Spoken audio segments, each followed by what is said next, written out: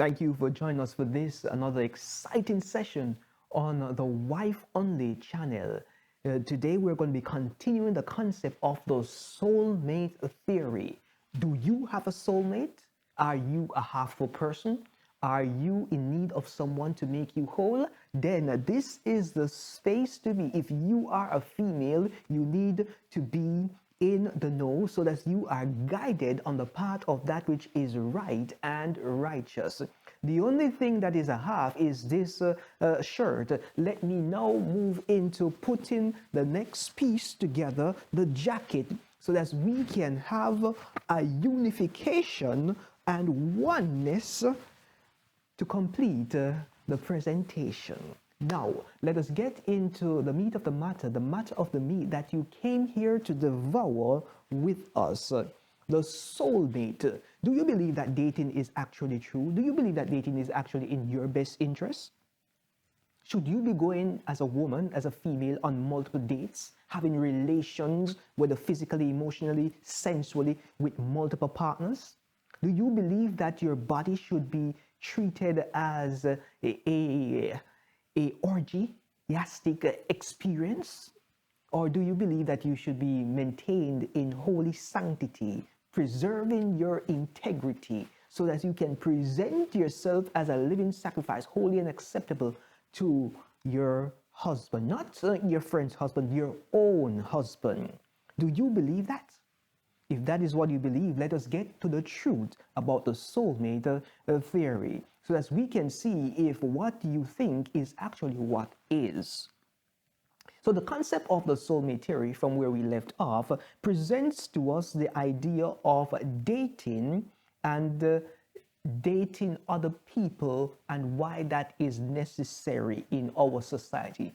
But I want to let you know that we are going to get into the meat of the matter about why dating and dating of other people is an illusion. They say going on a date is okay and dating is all right, but that there is an illusion, and that could jeopardize the future of your relationship, the future of the legacy that you should be leaving for your husband. The soulmate idea is loved by the media, as we had established, because it is easy to sell and promote a narrative, a false theology, and a false doctrine. Yes, the normal narrative is focused on something like this.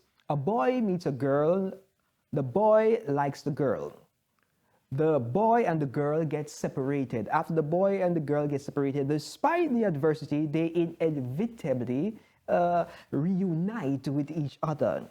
Then there is the happily ever after. When have you seen in reality that this has taken place? Seldomly have you seen this taking place in reality. And in those cases which it takes place, it is not necessarily by a natural cycle. It is usually by a forced situation. But let us get into more details on the soulmate, because this is what the soulmate theory presents to us: the meeting of two incomplete souls, these two human beings, and then becoming a couple together, which completes them. Then we hear about your better half. How can you be two halves of a person? You have a better half and you have a bad half. That doesn't make any sense. Why would you want to be a half a person? Just think about it and see if that is something that you want to entertain in your life. Where did the soulmate theory derive? We have to get to the root so that we can build on this concept, so that you can understand exactly where we are coming from. So before we get into it, I want you to remember the Genesis account of humanity and the creation, in which God created man in his own image, and then man was given work in the garden. Over time, the creator of man said it's not good for the man to be alone. And then he allowed a deep sleep to fall upon the man. And from the man, he took a rib and created Eve. The woman was then derived from the man, yes, and was then presented to the man, Eve was presented to Adam. Yes, and then he said, or he exclaimed, "This is now bone of my bone and flesh of my flesh." Yes, and this story can be found in Genesis 2, verses 20 through 25. Now, the soulmate theory. If you are not already seated, I think that now is a good time for you to sit as we get into this theory, because this may blow your mind if this is the first time you're hearing it broken down this simplistically. The soulmate theory is a serious comedy designed for entertainment purposes only. The present conflict theory is conflicting with theological beliefs and what is actually reality. Over time, it has been adopted as truth, but it is not. It was a comedy. And an opinion, as the origin depicts what was in the idea of the creator of this concept. The normalization of these concepts has brought us to this point, to this day, when we have to be discussing and explaining where it was derived from and how it has clouded our judgment as human beings in making wrong relationship decisions. The soulmate theory goes back to ancient time and can be traced to Plato's Symposium, in which he philosophized about love, and his friend Aristophanes. Aristophanes was the one who presented the soulmate theory as the original story for the human race.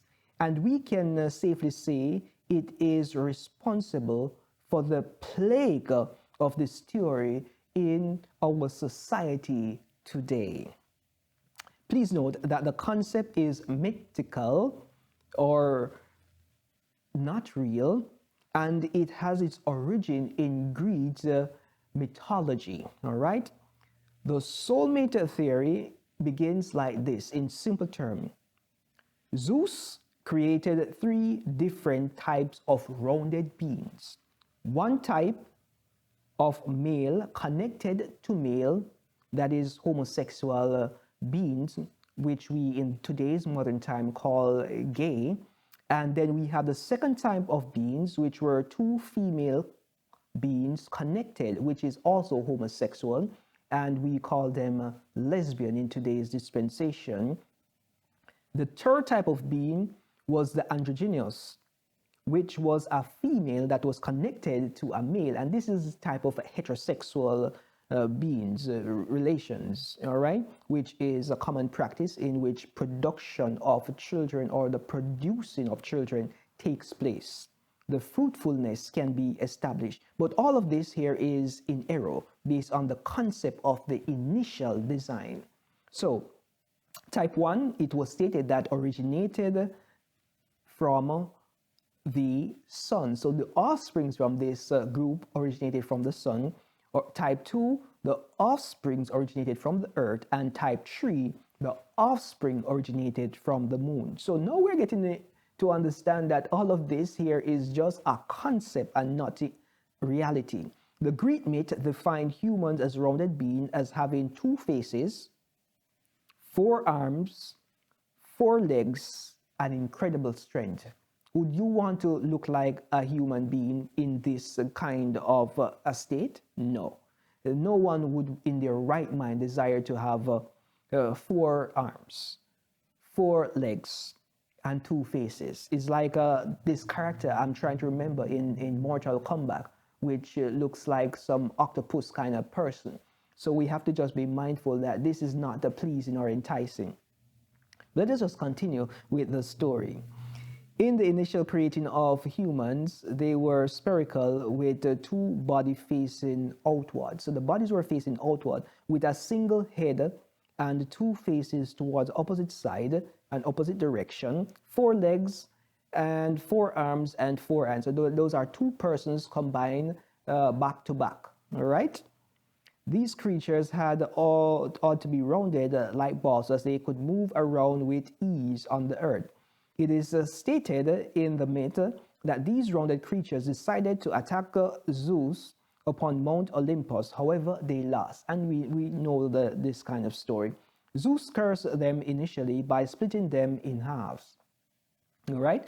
This created a problem. It was noted that their split desires and connection to their other half became a problem, right? Because they were no longer whole. The next problem that we realized was that they could not truly connect because their genitalia, their sexual organs were on the reverse side. So even when they come back together, they were not connecting because they could not multiply. So Zeus extended some mercy, some courtesy, and then placed their genitalia on the opposite side so that they can connect and now reproduce, so that they can have other beings to worship Zeus. But this here is in error, and this in a fallacy. Aristophanes and Aristophanes was a comedian. If you follow his advice, your life will be a calamity. And I'm sure that you don't want your life to be a calamity. So now let us look at the truths about the soulmate theory that are actually need to know. So number one, Zeus did not create human beings. That's the first thing that you need to understand. God did. It was God who created humanity. Genesis 1 and verse 26 indicates that clearly. There was never more than two sexes. There was only male and female, as God created that in the Garden of Eden, as we can see in Genesis 5 and verse 2. Men are not derived from the sun, women from the earth, and others from the moon. Where are the others? Are they the aliens? Or who are the others? God created man, humanity, from the dust of the earth, as we see in Genesis 2 and verse 7. Human beings were created perfect from the inception of time, and there was no remake after their creating, as can be seen in Genesis 1 and verse 31. Humanity was created in the image of God and possessed one face, two arms, two legs. That's it, all right? Humanity was never spherical in shape, except in cases where they exude enthusiasm in food consumption, in which they become obese. That is the only time humans are round, and they were never created to be obese or rounded. Number 7, there is no such thing as a soulmate. You are not a half a person, you are a complete person by yourself. And until you realize that you're complete, then you do not have any business engaging in a relationship. Your cup has to be filled before you can fill the cup of others with the overflow. Number 8, you are not incomplete, needing to be completed by another individual. And this can be found in 1 Thessalonians 5 and verse 23, where God tells us specifically we were made holy, whole, and well put together. The phrase, "you complete me," is a big lie. And we are here to tell you the truth. No one can complete you. You may be in a state where your emotions overwhelm your better judgment, but if you are incomplete as an individual by yourself, you're running into a situation where your life is being set up for trouble, set up for dependency, set up in such a way that you run the risk of having a failed relationship. We don't want you to have a failed relationship. We want your relationship to be successful. So what you have to do at this moment is understand the concept, realize the lies, and then recalibrate based on where you are on your journey as you seek to become whole and move forward in the next step of engaging in a marriage relationship. This is where we're going to be pausing on this session of Wife Only. This was indeed an exciting experience to discuss in parts the soulmate theory, so you can have the idea and the concept from where it was derived and what it has created, the lies, and now we have the truth. So now let us get into the real world application, but that will take place in our next sitting. So until then, be blessed. Be the wife that you were meant to be. Signing out is Kareem Ainsley, the wife lifestyle strategist. See you in the next one.